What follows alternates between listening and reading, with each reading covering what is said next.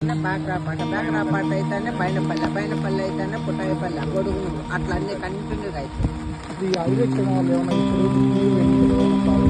Highway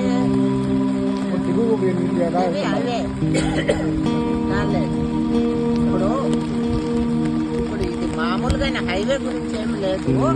water ఇది ఇప్పుడు ఇక్కడ డ్యామేజ్ అయిందో పైన వెళ్ళిపోతుంది. బంగాళపల్లి టౌన్లో బంగాళపల్లి డ్యామేజ్ అయితే ఇప్పుడు అట్లే సాగు చెట్టుపల్లి కూడా పోతున్నాము. అక్కడ గతంలో ఎప్పుడో